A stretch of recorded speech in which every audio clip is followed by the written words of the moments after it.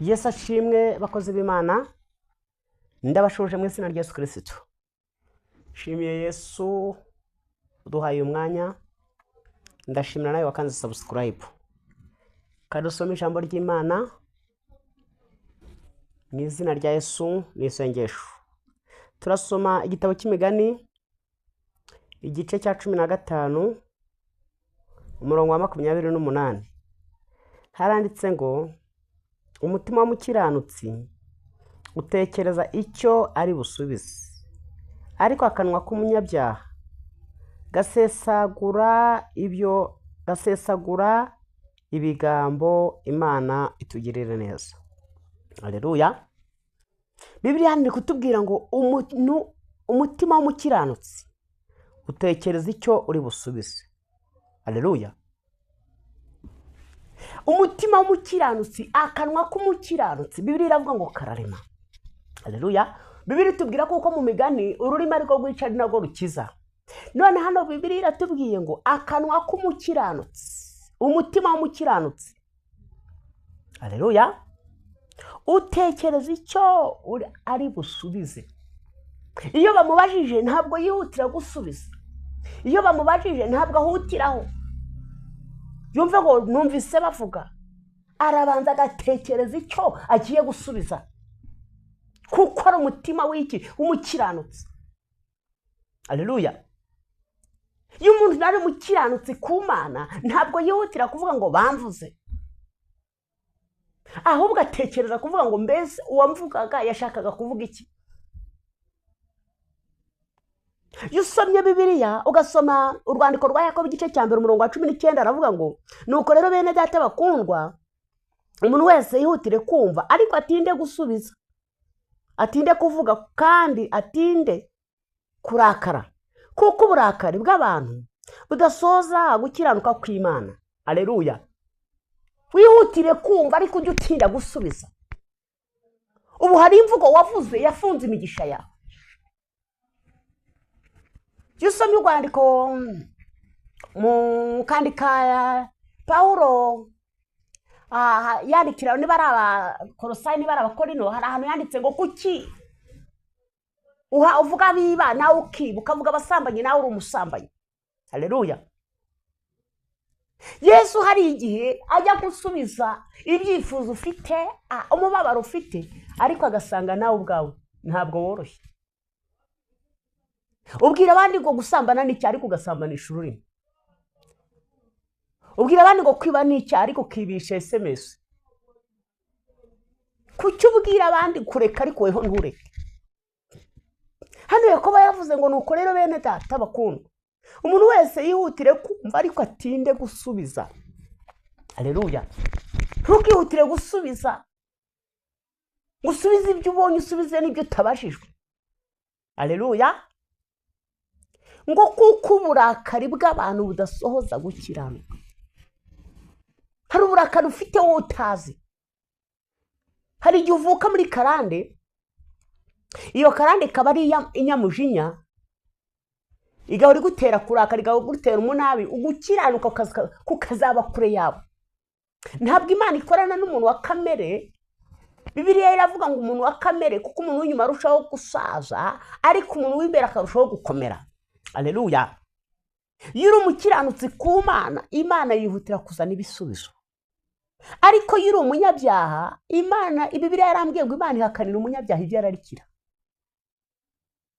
Ukaba uri umuntu urarikira gusa. Ndagira ngo nkubwire ngo ongera ushake gukiranuka kw'Imana, ongera ushake umutima wo gukiranuka. Muri ibyo arembye ngo umutima w'umuntu ujya imbere y'Imana ugakomanga, ntabwo ari umubiri w'umuntu ujya imbere ugakomanga y'Imana, ahubwo ni umutima w'umuntu ujya imbere y'Imana ugakomanga ushaka kureba Imana. Ntabwo kitavuze uyu mubiri ufite ikirere utarenga, ariko umwuka w'imbere yemerewe gutembera hose. Niyo mpamvu mu nzozi atembera, mu bitekerezo agatembera. Haleluya. Agatekereza ibizaza, agatekereza ibyahise, agatekereza iby'uwo mwanya, kuko ni umuntu w'imbere. Ntabwo umubiri ari gutekereza ngo ejo nzarya iki, ahubwo umuntu w'imbere ni utekerereza umubiri ngo ejo hazabaho iki, ejo hazakorwaho iki, kuko ni umuntu w'imbere. uwo muntu w'imbere niwe ujya imbere y'Imana ugakomanga. Ndagira ngo nkubwire ngo aya masaha Uwiteka akeneye kugira ngo wongere ukiranuke. Haleluya, haleluya. Kuko yavuze ngo ariko akanwa k'umunyabyaha gasesagura ibigambo. Uzi kubaho uri umuntu utunzwe n'ibigambo gusa.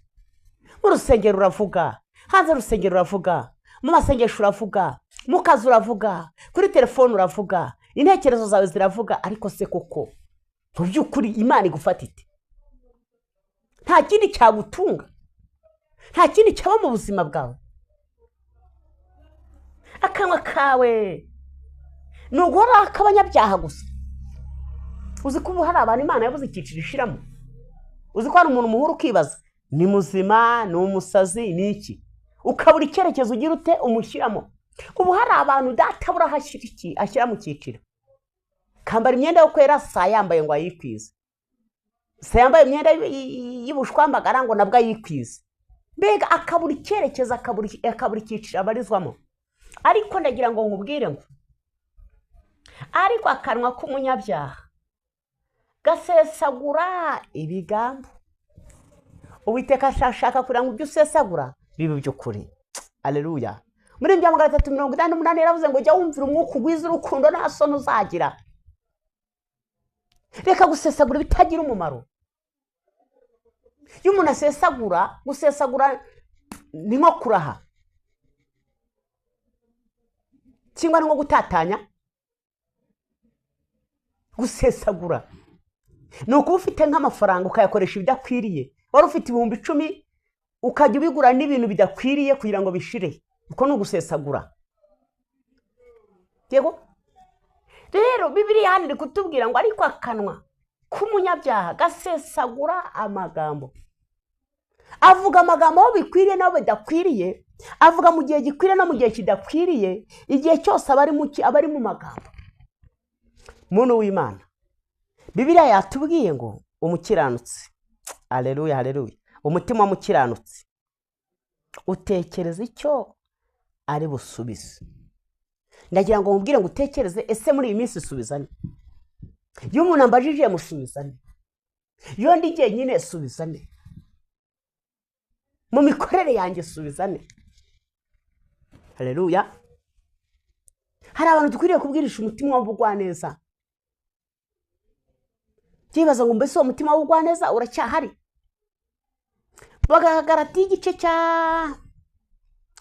6:1 haravuga ngo nuko rero bene data bakundwa, umuntu niyadukwaho n'icyaha, mwebwe ab'umwuka mumusabire. Haleluya. Umuntu niyadukwaho n'icyaha, mwebwe ab'umwuka mugira ute? Musabire, mugaruza uwo muntu umwuka w'ubugwaneza. Kugaruza umuntu umwuka w'ubugwaneza kuko yadutwaho n'icyaha. Ariko se waba umuntu usesagura ibigambo, usesagura iki ukazabona umwanya wo kugaruza uwo muntu umwuka w'ubugwaneza? Waba uri umuntu ugenda ukora ibidakwiriye ukazabona umwanya? Imana ikubabarire. Uzi ko hari abantu bacika intege kubera amagambo. Kuko ni umuntu uzi kuyasesa, akakuvira imuzi n'imuzingo, akagutonorera buri kimwe cyose ukajya ugira ngo yari ahari. Kumva none abazizi Rusizi, butabaza iz'inyamasheke, butabaza iz'Inyagatare, butabaza iz'Rwamagana, ukibaza aho hantu hose hagerera. Hari abantu Satani yatumye bo gusesa amagambo, bo kukuvuga bakakumanika, bakagugira amatangazo, bakakugira buri kimwe cyose. Ariko nagira ngo mubwire ngo uyu munsi komera mu izina rya Yesu. Witega ubwoba n'ibyo bakuvuze bitari byo. Witega ubwoba kuko iyakuremye iracyakuzi kandi kuzabaho mu izina rya Yesu. Warucitse intege kubera amagambo yasheshwe ku buzima bwawe. Warucitse intege kubera ibyo bavuze bidatunganye. Ariko nagira ngo mubwire ngo ongera ufate icyemezo yo kuvuga ngo na nyuma ya zero Imana irakora. Imana yongera ikore ku buzima bwawe kandi Imana yongera itesha agaciro mu izina rya Yesu Kristo. Haleluya. Umutima wawe nugarukire ku Mana. Ni wongera ukiranuke, wongera ukora ibyiza. Kuko ibiguhiga ntacyo bizagutwara. Amagambo akuvugwa ntacyo azagutwara. Haleluya, haleluya. Yakobo yavuze ngo kuko uburakari budasoza gukiranuka kw'Imana. hari igihe uvugwa n'umuntu ukaguca intege akagucira icyo ryose ry'abambuzi, ariko ari intumwa Satani yatumyeho kugira ngo iguce intege amasezerano yawe atazasohora. yari abonye ko uri mu bihe byiza, agatuma Satani wo gusesa amagambo kugira ngo wongere unamuke usubire iyo wahoze, kandi agakoresha uwiyita kuko ari uwo mu nzu, ari mwene so. ariko Satani nta bundi buryo yabonye yakubona, ahubwo ubwo buryo nibwo yabonye yakubona bwo kugira ngo agutumeho intumwa. ariko iyo ntumwa yagutumweho ndagira ngo yihakanire mu izina rya Yesu Kristo, uyibwire ngo kuva uyu munsi ndakwiyamye Satani, kuva uyu munsi ndakwiyamye. ugira ibyo wiyama ku buzima bwawe, gira ibyo wiyama, gira ibyo wiyama.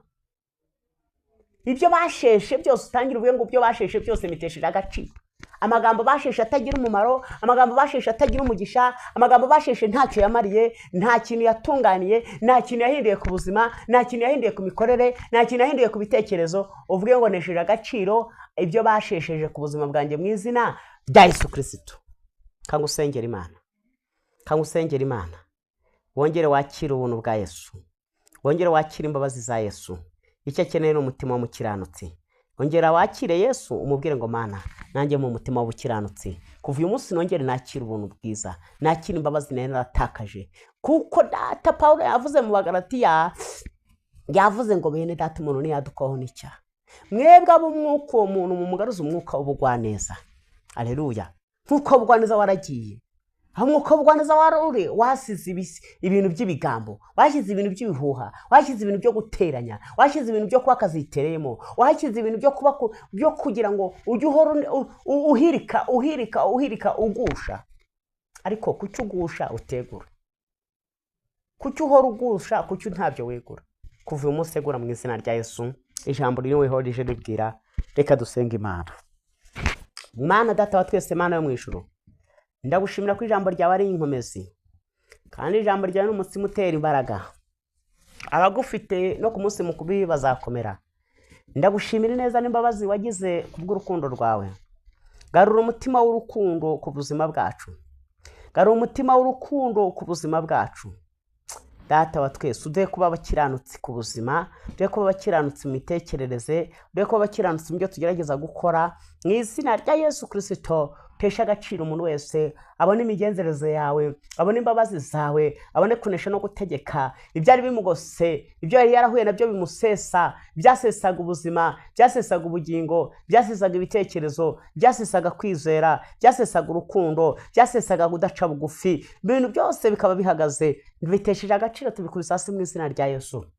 umuntu wese ugushikamije umutima n'aba amahoro masa, umuntu wese wari ufite icyifuzo nasubizwe. Mana waruciwe intege n'amagambo, waruciwe intege n'ibyo bamuvuze, waruciwe intege n'ibyo bamutongereye, waruciwe intege n'ibyo yumvise bavuga. mu izina rya Yesu ndakwingiza umutima w'umukiranutsi niwe ubana nawo, ariko umunyabyaha we mu izina rya Yesu usesa ibigambo ntacyo uzamumarira. ndasengera umuntu wese waruciwe intege, umuntu wese waruciwe intege muri uyu mwaka 2026, turasenze kumwongeremo imbaraga rwose, agera uzasuza uyu mwaka arahindutse icyaremwe gishya. waruciwe intege n'uburwayi, waruciwe intege n'ibindi bibazo, nabona imbaraga zawe, nabona ubutwari bwawe, nabona gukomera kwawe. ndagushimiye kuko uri Imana,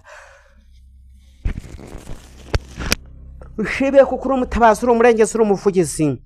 uca inzira aho zitari gucibwa, uca imigozi utesha agaciro. twizeye amaraso yawe. umuntu wese warubuze amahoro nabona amahoro, umuntu wese warubuze icyicaro nabona icyicaro, umuntu wese warubuze imbabazi nabona imbabazi. kubw'aya masengesho dusenze, umuntu wese turamubohoye, turamukingura, turakingura umutima we, turakingura ubugingo bwe. abone imbabazi, abone urukundo, abone kunesha kudasanzwe, abone imbaraga zidasanzwe, abone kubaka bidasanzwe, abone urumuri rutamurika hadasanzwe, abari basenye ingo mu izina rya Yesu. Mana ndakwinginze uko wabwiye Nawomi ngo nabwira abantu bongere bajye mu ishyamba bashaka ibiti bubake, sabi umuntu wese kongera kubaka ibyari byarasenyutse mu izina rya Yesu. umucira inzira, umucira ikigoyi cy'abagoyi, tesha agaciro. twizeye amaraso yawe, twizeye imbaraga n'ubutware, twizeye kunesha no gukomera. urakoze kuko ugeze neza, urakoze kuko uri umutabazi, urakoze kuko uri umurengezi. bikorere kwiyubaha, bikorere kwiyubahisha, umugisha n'amahoro n'ibiganze, gufashwa n'urukundo bituyobore kandi bituragire. biragira umuntu wese wumvise iri jambo, biragira imiryango yatatanye, biragira ababa hirya no hino. mwana iteka ryose urakabyara agaheka kubanye natwe. niwe twizeye, niwe twiringiye. Mana warirahiriye kuzaturengera, abo warengeye Mana ni benshi, ujya agiye uturengera nabo ni bwinshi. Rengera abantu bose bafite inimba, bafite agahinda, bafite ubumuga, bafite ikibazo cy'uburwayi, bafite ibibazo by'intambara mu miryango, bafite ibibazo by'intambara mu ngo zabo, bafite ibibazo by'intambara mu kazi bakora. Umuntu wese ugushikamije mu mutima niyongera amahoro y'amasa kandi akugirireho umugisha. Niwe twizeye, niwe twiringiye, niwe n'iteka ryose urakoze Yesu. Amen. Amen.